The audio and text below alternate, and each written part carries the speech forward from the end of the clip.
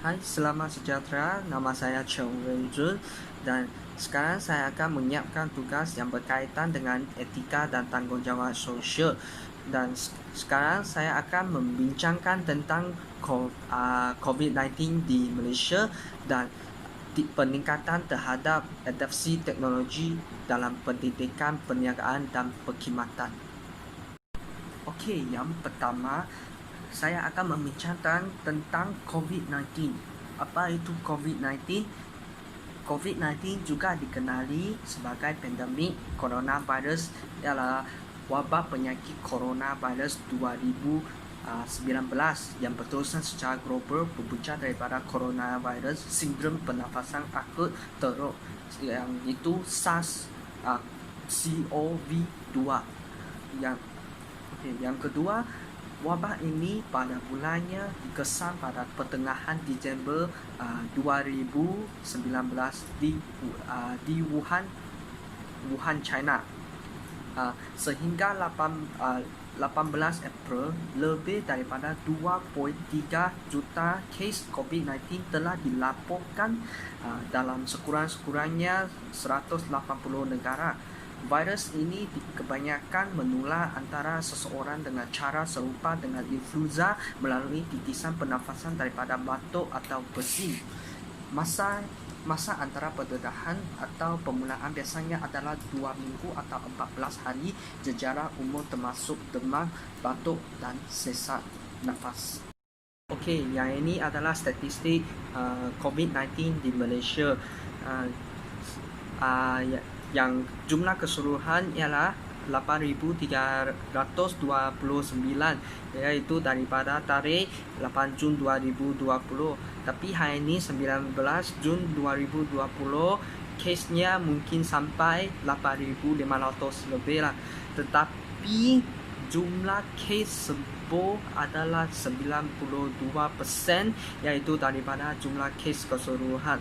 Jumlah kes sembuh ini di Malaysia adalah paling tinggi di dunia.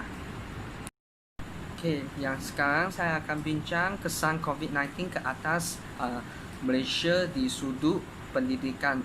Okey, pandemik COVID-19 memberikan impak besar kepada pelbagai sektor.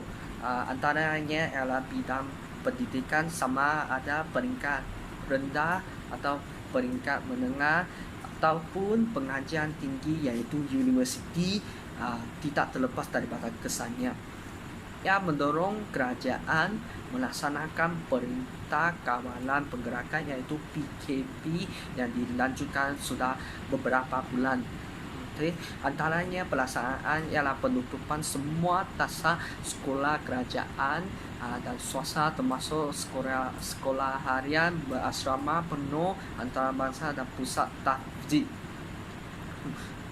Turut ditutupkan ialah di institusi pendidikan rendah, menengah dan pra-universiti serta penutupan semua universiti awam dan swasta serta institusi latihan kemahiran di seluruh negara. Guru-guru boleh menggunakan platform pembelajaran dalam talian untuk pengajaran berinteraksi dengan pelajar dan memberikan latihan secara maya. Ramai pelajar pada masa kini mempunyai akses kepada peralatan teknologi di rumah. Walau bagaimanapun, mereka banyak pelajar ada akses internet atau akses peralatan teknologi, tetapi masih ada setengah pelajar yang miskin yang tidak mempunyai akses internet dan ada setengah pelajar yang tinggal di luar bandar, lainnya sangat slow, so mereka tidak dapat membuat pembelajaran dalam talian. So mereka tidak ada improvement dalam pembelajaran mereka. Dan ini adalah contoh-contoh daripada impak COVID-19 terhadap sudut pendidikan. Yang di sini dia kata banyak pelajar tinggal di luar bandar tidak dapat membuat pembelajaran talian dan lainnya sangat slow. Okey, yang seterusnya saya akan membincangkan impak COVID-19 ke atas Malaysia di sudut perniagaan. Penyebaran wabak COVID-19 telah menjejaskan aktiviti perniagaan. Contohnya perniagaan perkakasan, iaitu hardware yang mana mereka berurusan dengan pembekal peralatan di Wuhan, China. So, pembekal ini tidak boleh ekspor ke Malaysia, so akan mengganggukan pendapatan kilang di Malaysia. Okey, yang ketiga ialah masa PKP, banyak pendapatan restoran dan petani telah turun. Oleh yang ini adalah deliver service di Malaysia, iaitu Foodpanda, GrabFood, McD dan KFC. Pengguna pada masa PKP ini lebih suka order delivery berbanding dengan makan di restoran sebab takut mereka sendiri kena COVID-19. So, pendapatan untuk delivery service ini telah meningkat. Bukan semua kesan COVID-19 adalah buruk, tapi bagi delivery service adalah kesan baik kepada mereka. Okey, yang seterusnya saya akan bincang tentang impak COVID-19 ke atas Malaysia di sudut perkhidmatan. Di dalam sektor perkhidmatan adalah banyak, contohnya sektor pelancongan, sektor perubahan dan sektor perkhidmatan lainnya. Sekarang saya akan mengambil tentang mengambil contoh sektor pelancongan. Okey, sektor pelancongan mulai Januari hingga Februari 2020 sudah rugi sebanyak 3.37 bilion akibat penularan coronavirus, iaitu COVID-19. Pekerja perhotelan diberhenti kesan wabak COVID-19.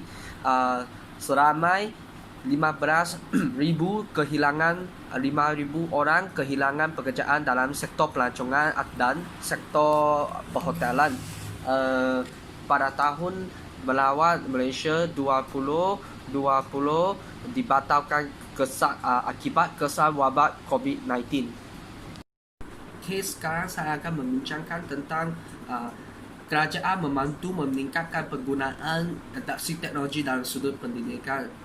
Semasa PKP, kerajaan mendorong semua sekolah atau universiti melakukan sistem pembelajaran online.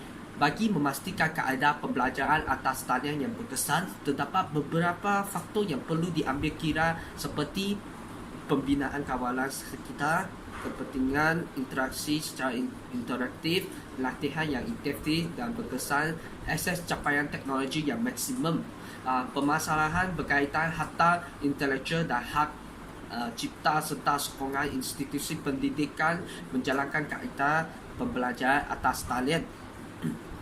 Okay. Fasiliti dan infrastruktur untuk disukis atas talian dan bantuan pengajaran untuk isi kandungan juga dapat disediakan sebagai pendekatan kepada pendidikan.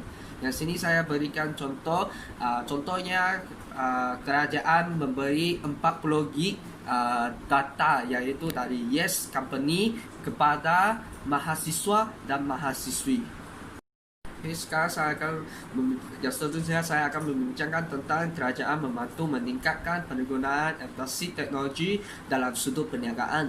Pakej diumumkan oleh Perdana Menteri iaitu Tan Sri Muhyiddin berjumlah 250 bilion dengan matlamat melindungi rakyat, menyokongkan perniagaan dan memperkukuhkan ekonomi dalam menghadapi kesan pandemik COVID-19.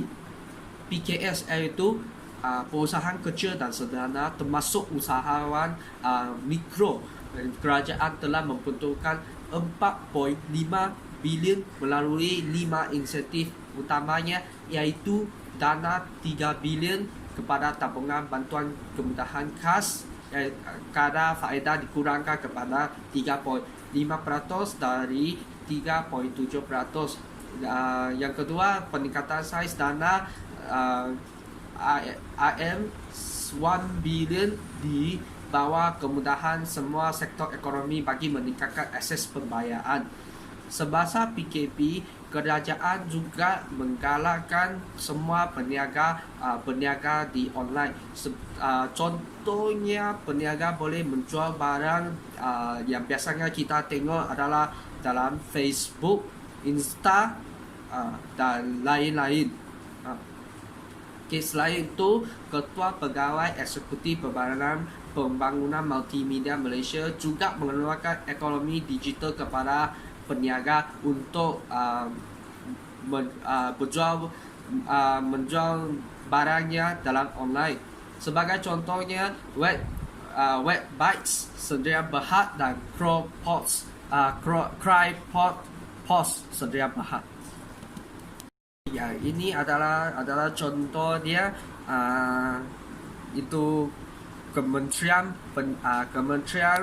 Pembangunan Eksekutif Pembangunan Multimedia Malaysia memberi peniaga untuk mendaftar peniaga dia dalam talian. So, yang sebelah kiri ini adalah Webbytes Sedia Berhad.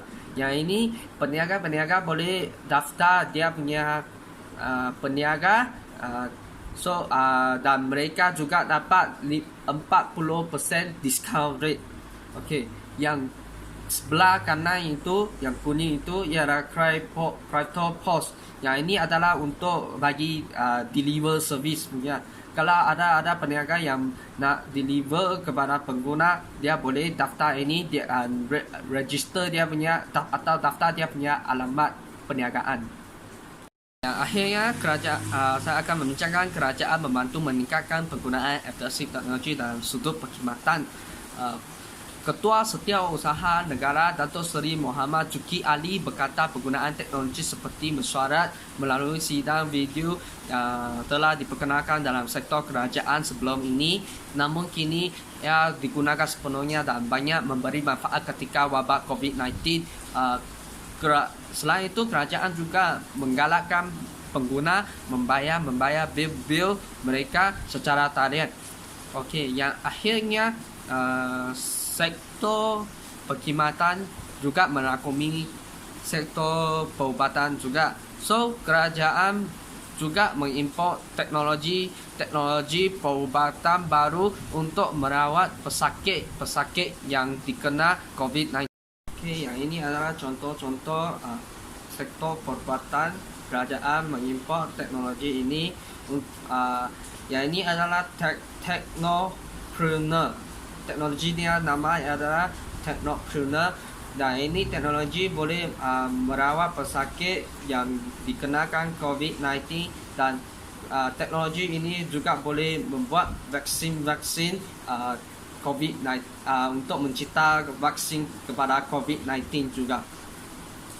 Okey, sebagai kesimpulannya, COVID-19 telah menjejaskan ekonomi negara yang buruk. Yang ini kesan buruk. Tapi bagi Foodpanda, GrabFood, orang yang design page online, atau orang yang berniaga online, mereka juga dapat manfaat dalam masalah COVID-19 ini.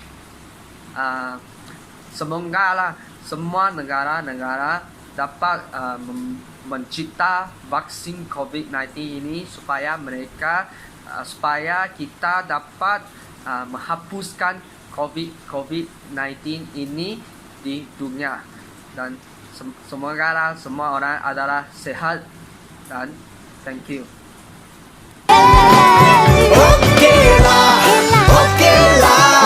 Sayonara Corona, kau di mana?